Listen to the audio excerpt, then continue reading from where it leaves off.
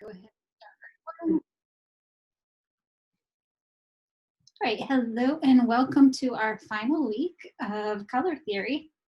So I will be covering tonight's lecture for Professor Olson. My name is Sabrina Wood and I cover section 4 of color theory this month. So everybody's been doing such a great job, and now we're in the home stretch of the final week, and you're going to take your brand and finish out the collateral by making some package designs. So this main lecture tonight is going to walk you through package design. And so the week is going to follow the same format as in previous weeks, except for the first week because of the holiday. But we're going to have our live session tonight, and then you're going to post your critique on Thursday, your midweek review. Ultimately, you're going to do a minimum of 3 package designs, but for the midweek review, you're just needing to post at least one of them completed. And then, of course, by Friday, you'll give peer feedback to your peers, and then by Sunday as well. Now, the week is going to end by you customizing your entire presentation. So it's not just that you're finishing up the package designs, but you're going to go in and make the whole thing feel like a collective brand, like a lot of continuity throughout. So your brand colors, your voice, all of that's going to come into play. I am going to show you a student example at the end, and I also have one, a couple screenshots of one here, at least for this week, in terms of the package design. So as you see here, here are our 3 package designs.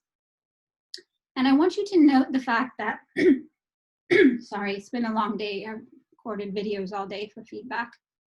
I just want you to note how it's not just a color change. A lot of times students will do the same exact design, but they'll just change the colors. That doesn't constitute 3 unique designs, right? So each one is going to have the same elements in terms of typography, but the actual design itself should feel different.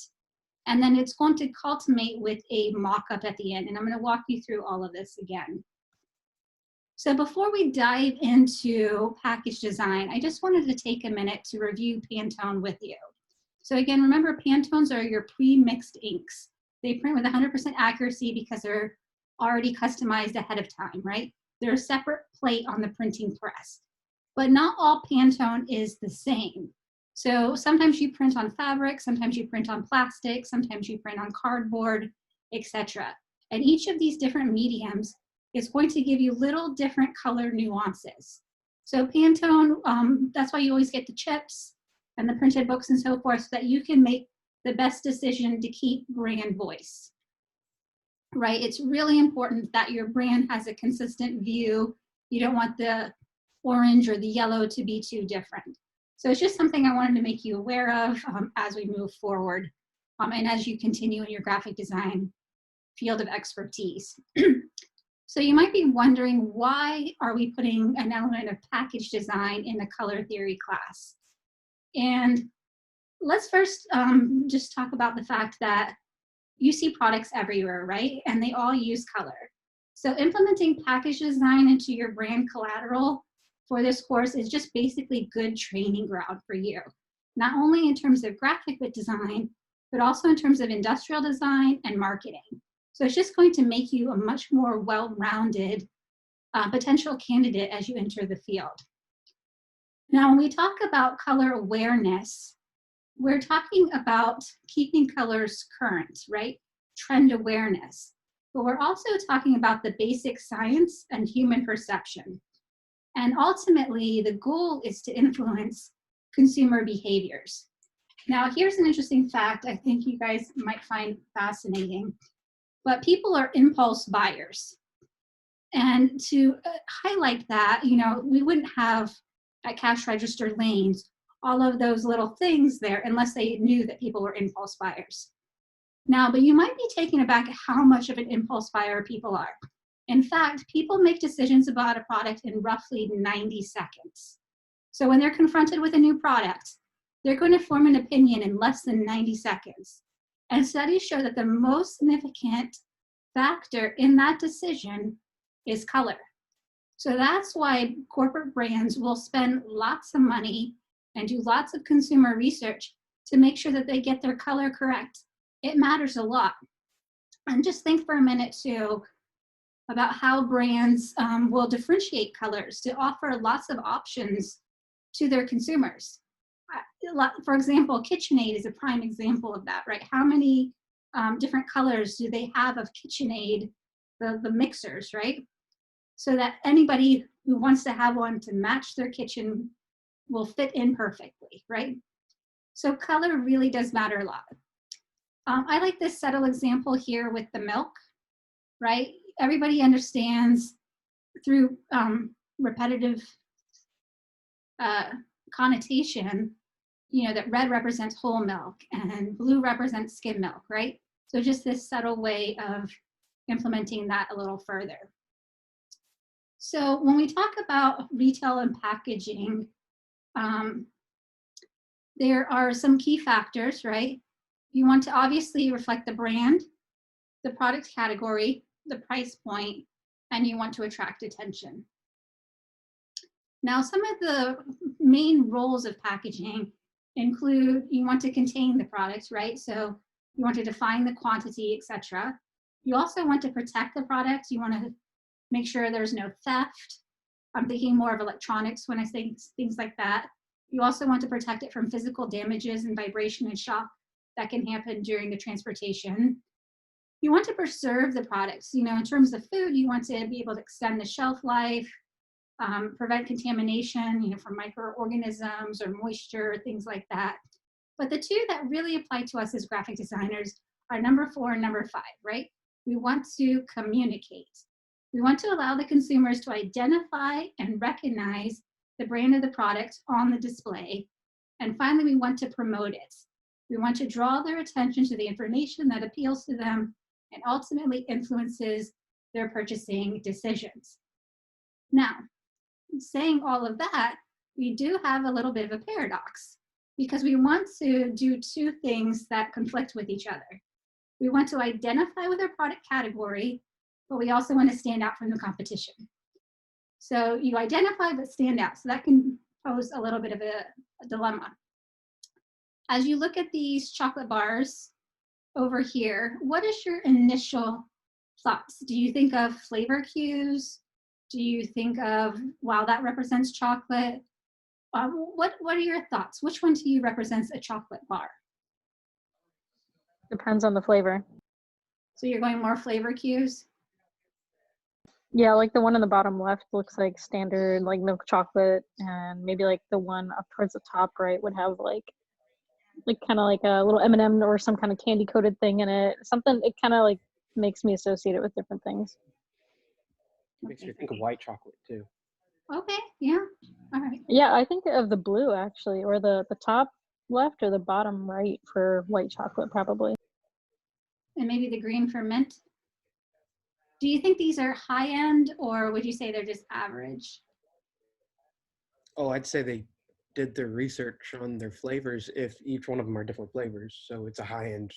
It would be considered high end in my opinion. Okay. I'd say mid to high. Like it doesn't look like luxury, but it looks like they've put more effort into it than, you know, some kind of generic brand. I think they're trying to appeal to a different market than like children. They're trying to make it more high-end chocolate, if that makes any sense. Mm-hmm. It's kind of almost like chocolate for your chaotic life. All right. I didn't see chocolate when I first glanced at it, though. No, right? The typography is a little misleading. Yeah, it looked more like license plates, or just at a quick glance, it didn't give me chocolate immediately until after Samantha started identifying the different colors. The green says actually olive oil extract, extra virgin olive oil extract, chocolate. It's in Spanish, I can read it. Oh, very good. I'm like, wow. I'm having a hard time reading that. Your eyesight's really, okay, very cool. Okay. So how about these? This is Moonstruck chocolate.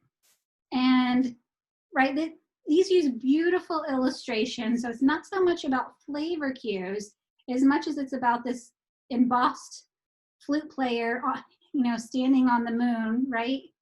What do you think of this one? Is this more high-end to you than the previous one? Definitely more high end. I think it's trying to focus on the fact that it's from another country, it's fancy, it's exotic. You got to try it, you know, that kind of thing.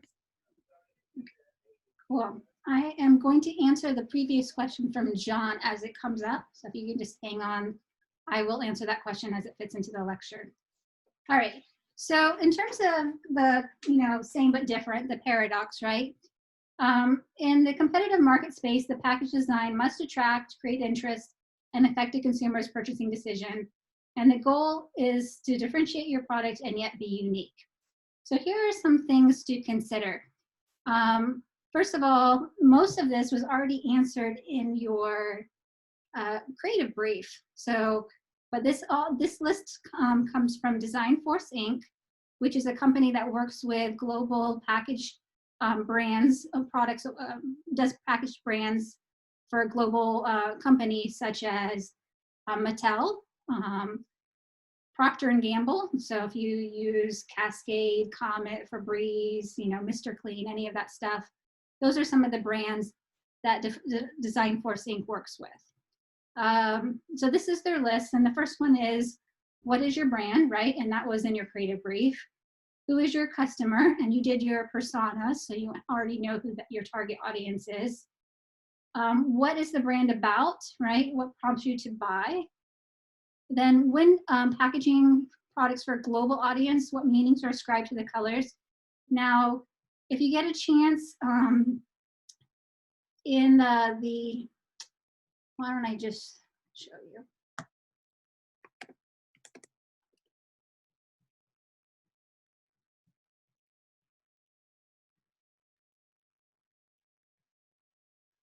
So if you get a chance, check out the additional resources tab, and there you'll see one called resource handouts. Let me go to manage section.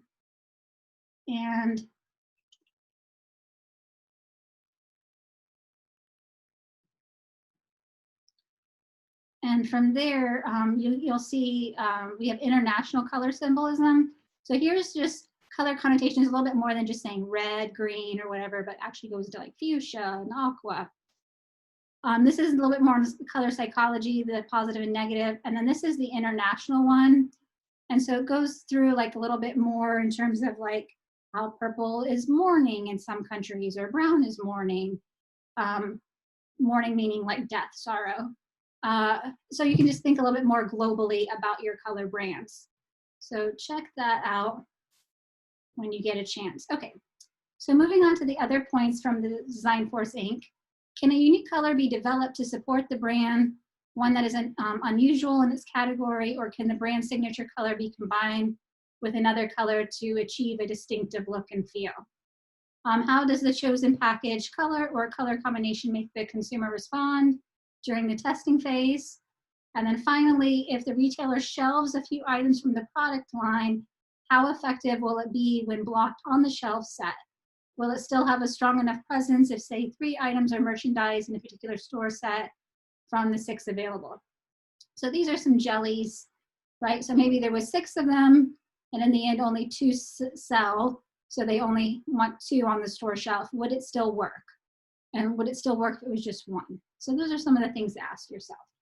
Now, what we're going to do is we're going to look at some package designs, and I put them into different categories to help you really just concentrate on the one area. Now, many of the package designs will cross over multiple areas or multiple category themes, but we're just kind of focusing on the one at a time, okay? So our first category is enticing imagery. And so here we see these fruit juices or teas from Firefly, right? And you can see they use like these lush botanicals and foliage and fruits and different things like that to really almost make you taste it, right? It's, really draw you in to buy it. And again, feel free to comment anytime that you guys want. So this is the brand Beak Pick that launched August 2019. And they use these fusion of fruit and birds for their package designs. What do you guys think of this? Some people like it, some people are frightened by it. I'm kind of curious what this group thinks. I like it. I like how it mimics how the head would turn, like how it perfectly mimics it. Cool. Anybody else? It equally intrigues me and creeps me out. Okay. All right. So this is a Russian brand of ice cream, and specifically in this Russian brand, this is the Oriental category. So that's why you have like these Indian OG arches and this henna like tattooing look in the background. But there's just some different flavors that maybe we're not really used to in Western culture, such as pomegranates and things like that. You know, maybe like cinnamon with your apricot, you know, etc. Now, what do you guys think of this? Beautiful, enticing imagery, right? Somebody said it's a little busy or too busy. I like how it shows what's in it, Mm-hmm. because most people can't, even in other countries, we can't read that Russian. We have no idea what that says. So it's nice to see what the ingredients actually are surrounding the product. Okay. All right, so that was enticing imagery. Our next category is using color for flavor cues. And you see this done all the time. Here in these chips, right? These cauliflower chips. You can see like green for sour cream, blue for sea salt, and brown for barbecue. So here you can see in these wines, you can clearly tell, you know, just by the color of the bottles too, you know, which one is the white and the red. But you can see a lot of continuity in the design as well. These are flavored waters, and just by putting them in a glass, you automatically can charge a whole lot more money for something that might be equivalent of what you know, sell in a $1 plastic bottle. But you can see they've used these flavor cues like intrigue mango, arousal, blueberry, and curiosity kiwi. I have a question about that. Is it, so like when you're looking at all these different variations that they have on kind of all these that we've been looking at, how many of these colors would be like actually on their color palette? Like we made a color palette of 5, but there's clearly way more than that here. Certainly you could expand the color palette if you wanted to, you know, expand the line. For you guys, you're just doing a one product. So, but if you wanted to, you could go in and expand the line really easily and add more colors. So if we're doing like, because I'm doing a coffee company, for the packaging, can we do like different blends of coffee or just stick with just like generic? If you have the time and you want to do that, by all means, go ahead. Awesome, thank you. Just have a little bit, okay. So there are times though that you don't have to rely on the package design to convey the color because the product itself conveys the color, right? And so then the goal of the printed color is to contrast it and provide, you know, some form of continuity, color contrast, color harmony, you know, whether it's like purple and yellow, complementary colors, or, you know, different things like that. And then of course, it's always interesting with international products because the way they represent cleanliness and purity can be very different than the way that we see it in Western culture. So here you can see in these foreign bottles with the water, they have these leaves, and the beauty of it is that every time you turn it, you're gonna have a different view. So it does create some type of aesthetic experience, but a lot of times for us, we don't really think of, you know, purity when we see that as much. All right. Now I do have a word of caution when it comes to color and in terms of flavor cues. And my word of caution is that it's okay to do it for the packaging, but be careful when actually doing it for the product, the contents inside. So let's remember these. So let's back up 20 years. Yes, 20 years ago, the movie Shrek was coming out, and Heinz decided to do a whole line of ketchups. They had quite a few lined up, and the first one that they launched was the green ketchup in honor of Shrek. And they had done a test market with children, and the green ketchup and the purple ketchup were very successful. So they were anticipating really good sales. They plummeted in no time at all. Part of the reason for that is the people that purchase the ketchup are adults. And for adults, our color connotations are already set. So for us, like green means that the tomato is not ripe, and purple means that the tomato is rotten. So we need our ketchup to be red. It doesn't matter how much of it is actually tomato or how much of it is sugar or what have you. To us, our color connotation means a red tomato is correct, so ketchup therefore must be red. So ultimately it failed and went away in no time, and they never released the other colors in the ketchup line. I also remember the blue butter and the pink butter, I think it was. Oh, you'll There have was to put that a at one link up point. on the Slack page.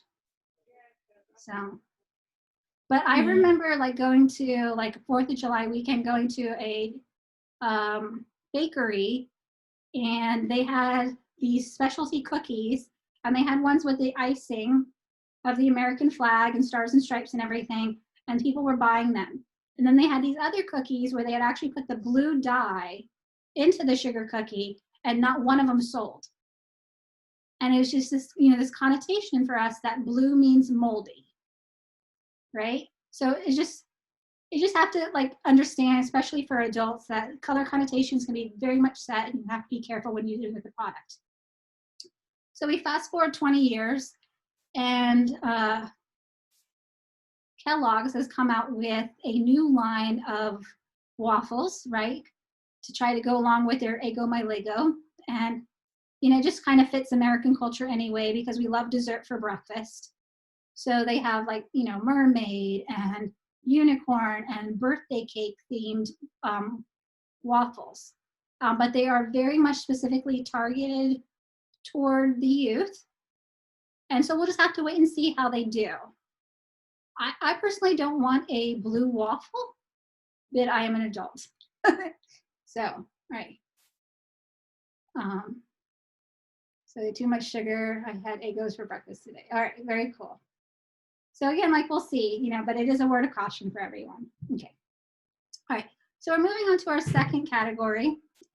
And our second category is illustrative examples. So some of you are really great illustrators, and you can add a little bit of whimsical charm to your package designs if you have this skill. I just think that they're really creative solutions, and they're just a lot of fun. So here are some more examples. This is a British brand that launched last year. It's called Little Bandits, and it's a non-dairy yogurt alternative. And so they have these like little figures just stealing, basically, doing little criminal acts. This could be fun commercials. I Yeah, can see right? that. I can see that being good commercials. So here you can see them trying to, you know, steal the strawberry and take it away. But it's just a fun way to like combine both imagery and illustrative work together. This is a brand called Papitos.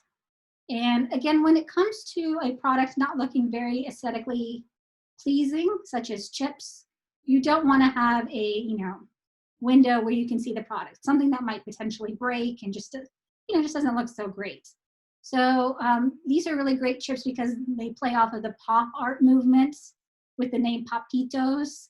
You can even see they have, you know, just this comic book feel to them. You know, looks a little bit like, you know, Lichtenstein and Andy Warhol, and just even these half-tone dot looking features. So some people are a little iffy about the pastel pink. I grew up in England for 3 years as a child, and they had one of the popular chip flavors, we didn't call them potato chips, we called them crisps, was, because chips was French fries, was like a shrimp scampi. And so I think I just got used to pink. It was, yeah, it was definitely very different. But yeah, all right.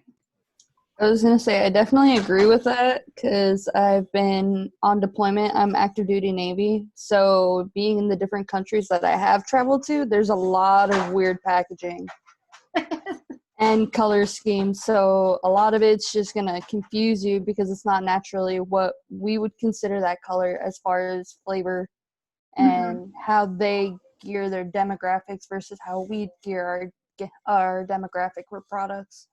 a very good point. Thank you for sharing that.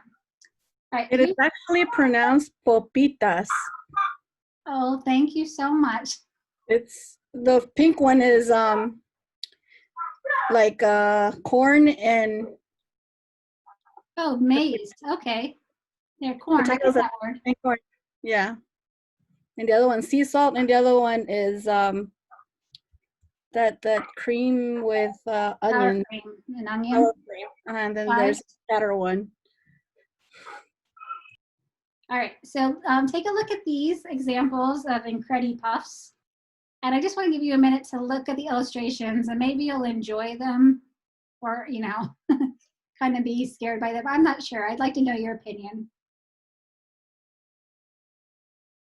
I think they may have gotten a little too detailed in the faces. They. Ugh. For the chef or for All the of them. sticks? All of them. Okay. I love the people. I don't know. There's something really like caricature crazy about it, and then I like that the food is involved in the process. It's cute. It reminds me of the Stedman pictures from Hunter S. Thompson. Cool. All right. This is the adult version of the back of the cereal box. All right. Okay, our next category Creative. is just, you know, repetition and just use of patterns. And, you know, you'll see this a lot on package designs. Here you can see 2 pouches, and, you know, we just have this botanical pattern in the background. And then just make sure you don't do like a watermark. You want to make sure the labeling is really clearly read. So you can see, just in terms of like Gestalt psychology, you know, just putting this space here, but just kind of negative space goes into itself, works really well. And then here we just have like this dot pattern that just kind of repeats and has kind of almost like a Picasso, like cubist-like feel to it. All right. Here you can see these are tea packages. Some people say it looks more like stationery. Other people like it because it stands out from the market. What do you guys think? I think pattern's a good thing as long as you don't overdo it. So these are like popsicles. And so like this one is cola flavor. So they've done like, you know, little fizz. This one is lemon ice. So they've done like, you know, almost like shards of ice. What do you guys think of that one? Like it, don't like it? I think the bright colors and the patterns are more so gearing towards younger kids, but it could also, I guess, be classified more so as a higher end, since it does say natural and organic. Because now, like, your demographic for natural and organic is huge compared to, say, like 10, 15 years ago. Yeah. All right. So when you have like a tapered box, right, the patterning works really well on the sides because you can't really put anything content-wise that you want to read on the sides because of how it folds. So this is a great place to put patterning if you're interested. This is a coffee brown, and you can see that they've done these beautiful illustrative patterns to represent the different regions of the world where the coffee comes from. So like these whales are from the Dominican Republic, and you can see even the Brazilian one is very much in keeping in line with their flag colors, their national colors. So this is a brand called Mama Mafia, and this is a Russian brand. Excuse me. And they specialize in basically food that's supposed to represent what your mama used to make. But they offer everything from pizza and burgers to sushi. So it's a very vast, a little bit of everything for somebody, right? But if you take a look at these beautiful patterns that they use, it's really quite, you know, extravagant in the sense of the way that they're telling stories and this stylized look. Here's a couple more. This is a little bit more of the brand. You know, just you can just see like, you know, just the octopus and I don't know. What do you guys think? It's almost like a comic strip. Yeah. They could actually play on it, and if somebody wanted to collect them or whatever, you could get different stories out of them. It'd be kind of fun. And they could also put it into their like the wallpapering in their facilities and stuff like that. So it can all tell us different stories. So yeah, it is a fun brand. Okay. Our next category is what I like to call collectible arts. And this is something that's usually for limited editions, such as, Olympics and different things like that. It's almost like this, particular package design can be saved forever. You can turn it into a vase or what have you, or just line it up on the wall. Go ahead. I'm sorry. Monster, like the brand Monster, they have like different things that do this. And another brand that comes to mind is cigarettes. Sometimes they do different designs on the cigarettes as well that are the same as this. Overseas definitely does have a lot of collectibles such as that, and like he was saying about cigarette packages, a lot of what you notice is actually their warning labels that over here doesn't do. It's a lot of medical warning pictures and our version of the Surgeon General warning. They actually show imagery over there? Yeah, there's a lot of like, it kind of just gets morbid, but it's pictures of sick people and people. Wow. It's just like they warn against it. So like say over here you have your standard cigarette brands, but over there's flavors, and they never released it over here because they didn't want to appeal to kids, because that's a lot of the problem they're having with, for instance, the vaping industry too, because it's all flavored. Anybody under 18 is just like, hey, it's something flavored like this, but the fact that it's got nicotine in it, they're trying to steer away from 18 and under. Eventually it's going to be 21 and under, because there's a lot of states going to 21 for the smoking age. I have my whole opinion on that. I'll keep it to myself, but I very much for that. Okay. All right, here is Beard Up. And again, these are like cans that you can stack and mix and match to make different faces. All right, our next category is beauty. And the thing about beauty is, so far we've been dealing with food brands, but some of you have chosen a brand within the list that is not food. And so things are slightly different for you. And there's a couple of things to keep in mind in terms of beauty products. So where food, you're trying to appeal to someone's taste and their appetite. With beauty, you're trying to appeal to their sense of sight in terms of rejuvenation and youth, but you're also trying to appeal to their sense of smell. So a lot of times you're going to see scents, something that's going to try to evoke a scent, but you're also going to see a lot of negative white space. And white space doesn't have to be white, right? It can just be space that allows, you just, carefully absorb all of the elements in the package design, but it kind of, further embodies the essence of cleanliness and beauty and vitality. So here you can just see, just a simple, foliage design. Here's their icon mark, brand name, etc. Okay. Again, sensing youth and beauty.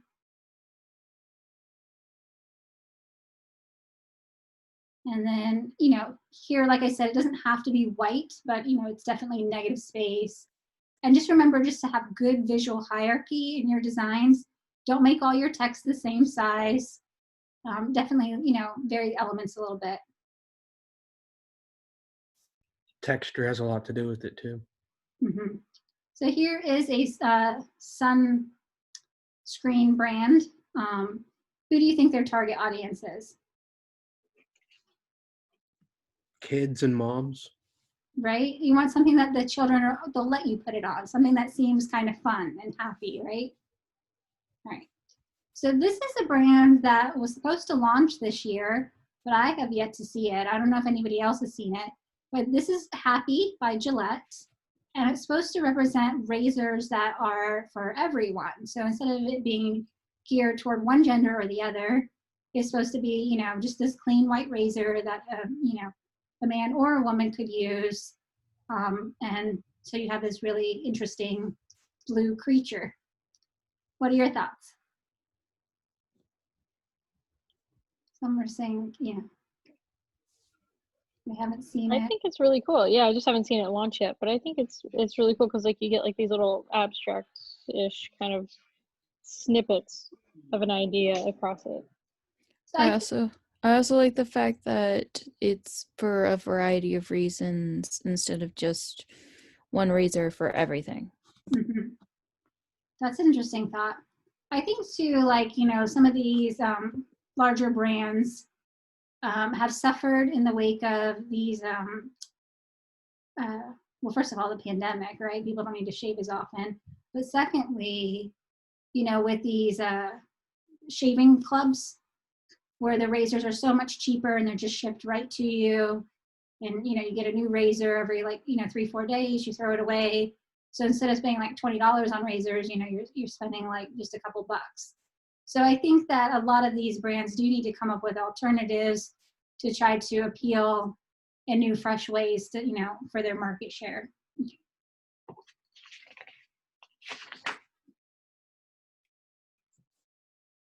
This is a Brazilian brand. So again, I just wanted to show you how things are marketed differently, you know, globally. And so this is obviously shampoo, conditioner, and lotion. And this is specifically targeted toward men. So any comments? I would have thought it's European, honestly. You've got the redhead folks, and I kind of generally associate that more European. It's got kind of like a European look to me.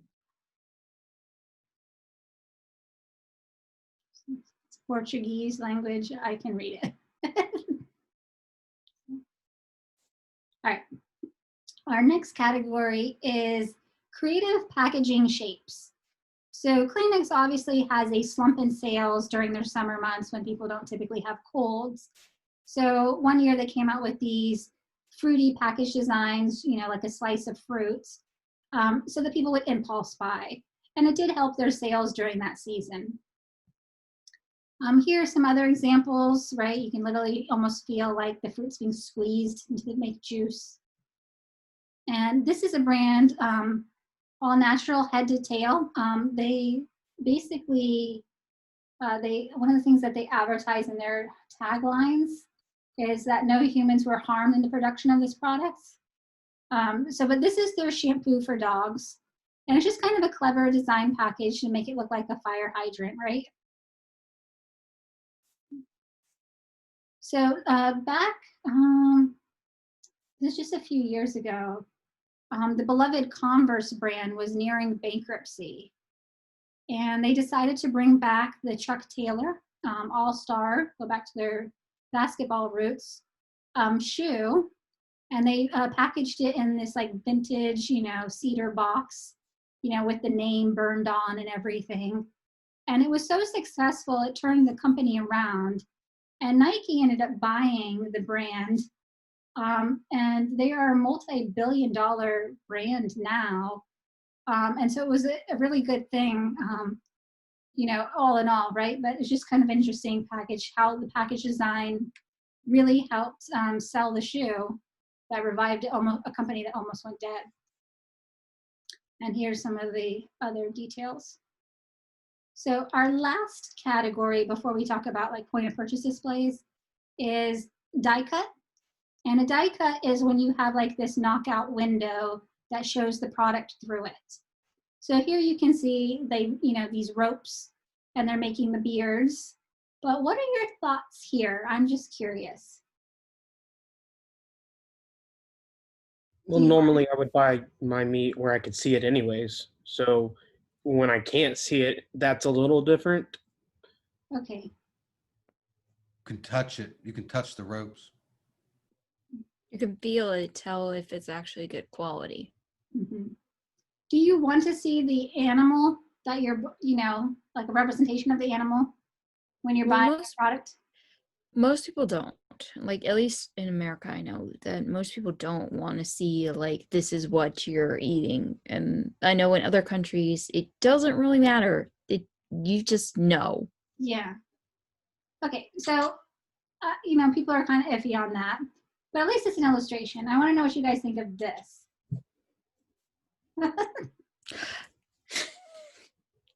This is personification, right? Okay. No. Shaking heads. All right, this is a little No. too much, yeah? Yes. Okay, I'll If go you back. gave it a face, you gave it life, you gave it humanity, and now you've killed Samantha it. feels like it's murder. Yes. Creepy. All right, I'll move past it. Thankfully, I haven't seen that one. Okay. All right, I love this die cut example because they've actually taken the natural shape of the light bulb and they found like an insect that matches a very similar shape to make these creative packages. Any comments? Yeah, very cool. That's cool. This- All right. There's a whole like the light bulb industry like got together a long time ago to like plot against us, make the light bulbs shorter, and then like they got involved with the with another company about the lightning bug, and about trash. So like they like coordinated with each other. So that's where the bug comes in, and that's what relates to our brain relates the bugs to that commercial. So it's very relatable to us, but it's part of like a whole scheme that America's been played on, not just America but the world ever since the light bulbs came out. Interesting. So here's a couple more die cut examples. I particularly like this leaf lettuce one, you know, just really kind of playing whether it's romaine or what have you, just kind of have a little bit more, you know, of a visual of what the leaf actually looks like. All right. Okay, our last point is a point of purchase display. And so you often see these on end caps of aisles or by the register. It's a container that's going to hold the entire product.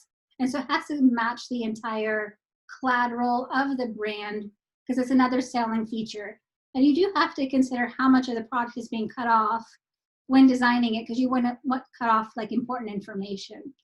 So here's another example of a chocolate brand. And then I'm gonna go back to it in a second, but here is their POP, their point of purchase. And you can see they did like a little bit of a die cut so that the brand name can be seen. But it looks like a collection of books, yeah?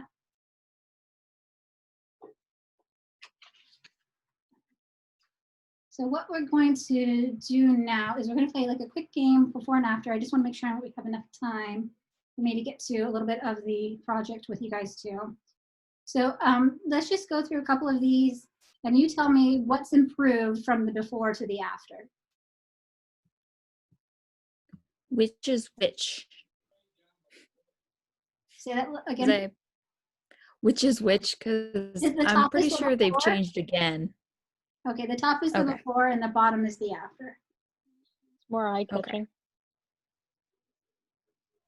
What did you say? I'm sorry. I said it's more eye-catching. It kind of identifies the flavors and stuff Yeah, quicker. more color, right? These are all kind of white and this one has like real flavor cues with the colors. Also, Plus like in- you just want the Sorry. package to look full, right? If you have the too big of a window, it looks like it's empty. Here, because they're all, you know, down at the bottom, it looks full. Yeah, Did they use a more vintage logo in the after? It almost looks like a more original, like an older logo. I think so. I would agree with that. yeah. All right, let's skip that one. Let's go to this one. All right, what do you think? Can you go from 7-Eleven to Whole Foods or what do you think?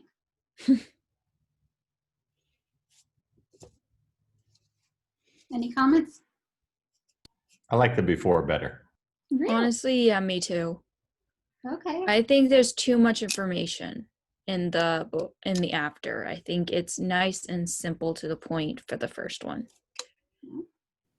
It depends on if their packaging changed to some kind of recyclable packaging. It almost looks like they went from plastic to like recycled packaging, and that's just how it came out to be. True. I do like the tractor though. I like this part. But maybe too much text. I agree with you. All right. This is water. This is German. It means with bubbles or without bubbles. Okay. So don't get confused by syngas. I had a couple students laugh at that a couple terms ago. So that's how they've always done it. Like, you know, for us, sparkling water is more of a phenomenon of the last, 5 years, LaCroix or whatever. But in Germany, it's always been that way, with bubbles or without bubbles, and then you can get flavor. So what do you think of the before and after? The new design looks more like elegant. This looks like pool water, doesn't it? Yeah, it really does. Yeah, I don't want to drink that. All right, Mm. let's go to, all right. Just for time's sake, I'm going to just go past that. I just want to show you one more brand that's kind of evolved. So this is Bare Naked. This was their original package.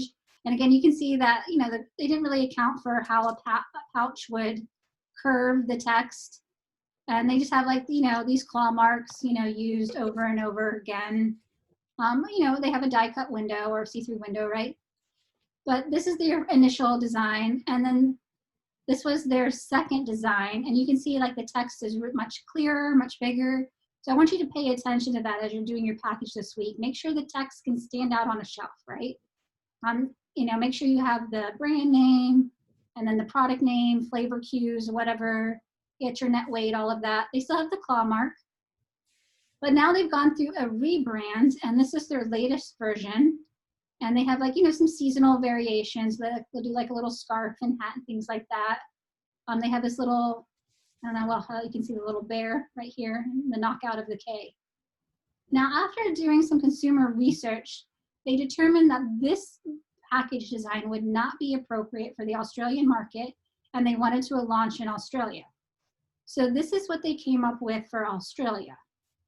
And so you can see they still have like the little claw mark, but they have, you know, much more, you know, caricature bears for Australia. And similar to the way that you get rolled oats, they have them in the canisters like that, as opposed to like a pouch, which is very much more of an American thing. Any comments? I wish that that was the packaging for everywhere, because that is adorable. Oh. Okay, so I'm gonna, so again, there's many different ways to make a box, you know, the 6-sided box, but you guys have 2 templates. Let me go back to the project real quick. And so you have 2 templates to choose from. You can choose the pitch lid tapered side or the rectangular carry case. Just choose one or the other. And with it, you're going to get a flat design, and then you're going to get the mock-up too. And these videos will walk you through how to do all of that.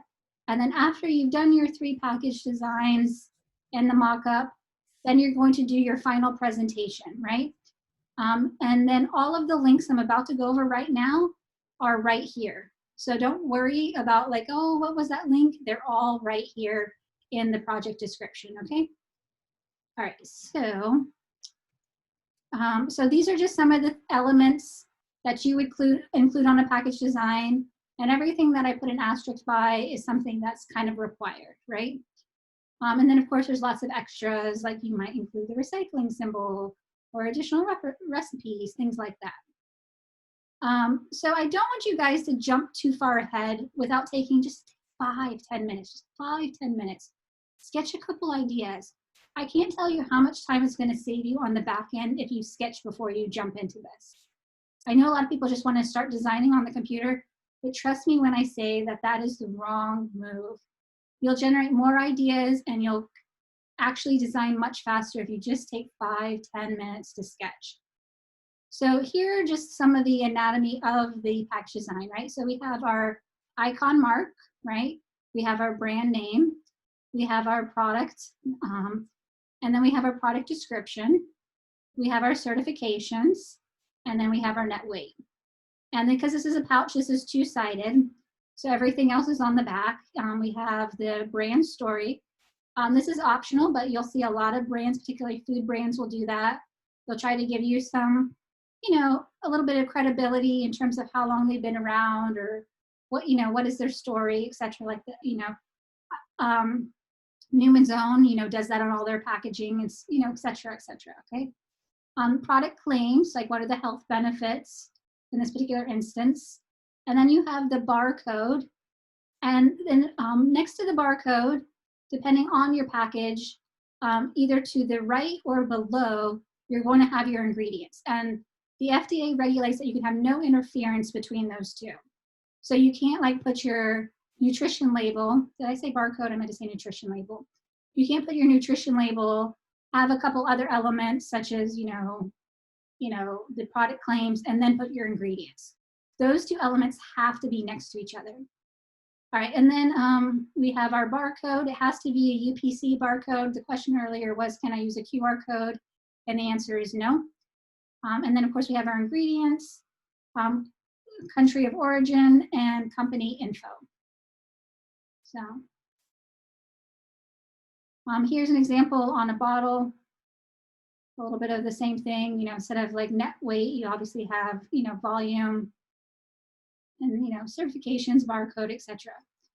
Now, as far as the barcode, or the nutrition label, sorry, the link that I put in the assignment, there is one that you can use, or if you want to generate your own, you can decide, like if you have a candy bar, maybe you want this one. If you just need a basic one, you can do this. You fill out this information however you want. You hit generate, and it'll give you a nutrition label to download.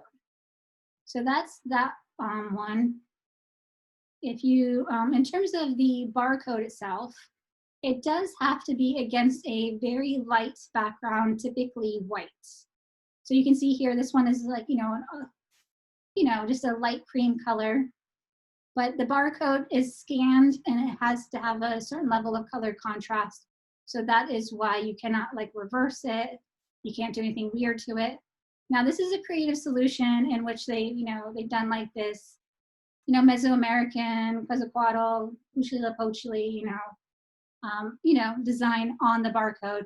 But the actual barcode is there. It's not manipulated. It can still be scanned. Now, in terms of the barcode, if you want to create your own, the other website is just this barcode website. This is something you might want to just reference later for other things. For example, you can, also create, QR codes on this site if you need like postal codes, European codes, etc. But you just come to UPC, choose the one that you want, and then you can just type in whatever number you want and then hit download. Okay. Now, in terms of certifications, so some of these certifications, for example, fair trade just means that a lot of the money goes back to the local farmers, right? So some of like these, the Rainforest Alliance, the fair trade, if you're doing a chocolate brand, you're most likely going to want one of these certifications. The organic symbol, the non-GMO symbol, just recycle symbols, gluten-free, things like that. Most of these symbols you can get from websites like Brands of the World or Seek Logo. So for example, what did I say? Fair trade. You just do a search for fair trade, and then over here, you can see there's the fair trade logos. You can click it. Now this is the key. Don't get distracted by all this other garbage. You just want to click download vector, okay? And it's going to come in vector format, so it's going to be really easy to, just put it into Illustrator. Now, then we have your mock-ups. So if you decide that you want to do a different mock-up or you just want some other mock-ups, there's a website. If you don't want to use any of your stock, there's called mockupworld.com. You can browse the different mock-ups. They do have a food and beverage category. And then you can just, see if one of these mock-ups would, fit your brand or what you're going for. There's a lot here, so I'll let you thumb through it. So, and these are just some of the ways that people do mock-ups, right? Sometimes they'll extend the pattern. This is interesting. This is an Indonesian brand. So again, just showing you how global markets, show purity very differently. Like I don't think of something with a swan, this water that I want to drink. But in Indonesia, that's obviously something that I think is cool. And then of course, sometimes mock-ups, just showing the product itself, the purity of the product is a great way to do a mock-up. Now we don't have time in this class, but if you do want to pursue this a little bit further outside of this class, in terms of package design and creating them, I recommend using Adobe Dimensions. If you watch a tutorial, it'll probably take you about half an hour to an hour to get started, and then you can customize your package however you want. If you want just a really quick one, you can also just use Adobe Illustrator's 3D extrude and bevel tool. And what you would do is you would save each face of the package design as a symbol. So you want to save it in the symbols panel. And then when you go to map the artwork, so you hit map artwork, you can then, it'll then give you a list of options and you can select the different faces that you want and map them to it. And then of course you can rotate it and do everything you want and add shading and what have you. All right, so the last thing I want to show you guys, I do want to show you that one student example, is where you can get some inspiration. And these are 3 websites that I recommend. So the first one is the Die Line. And down here at the bottom, you can just do a search. So for example, if you're doing chocolate, you can type in chocolate and different package designs that deal with chocolate will pop up. Sometimes they have curated categories where you can just read a bunch of stuff on it. But you can just do, like I said, a lot of research really easily in your product category there. The next one is Pentawards. I believe this is an Australian company, but you would go down to the winners tab, and then you could click winners of all years.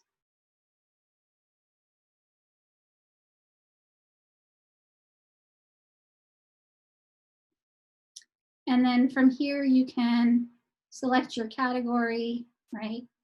So if you're doing, food, you can just, explore it a little bit more in there. They also have, some other sub layers that you can do a little bit more fine tuning. And then the last one is packaging of the world. And so again, you can search by country or you can search by category. So let's say this time I want coffee. So you can just, like I said, just browse the different coffee examples and the mock-ups and just get some ideas for your package design. All right, so the last thing I want to show you guys is a student work that I had from last month. And so she completed her presentation. You can see after she completed it, she went in and customized it all to really fit her brand. So she just kind of went a little above and beyond. I'm not expecting this, but I just wanted to show you guys as an option.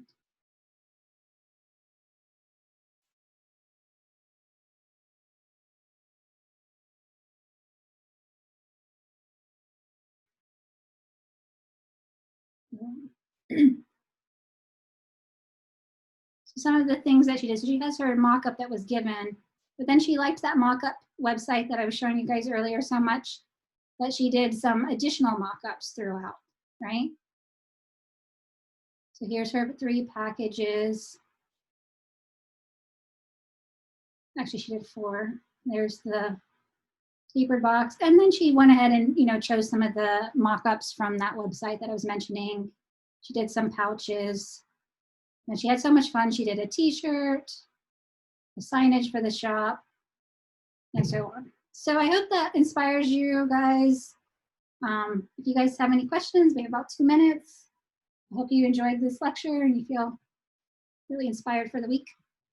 Are we supposed to have done all the side stuff for Illustrator, like all the question stuff already? The first pages?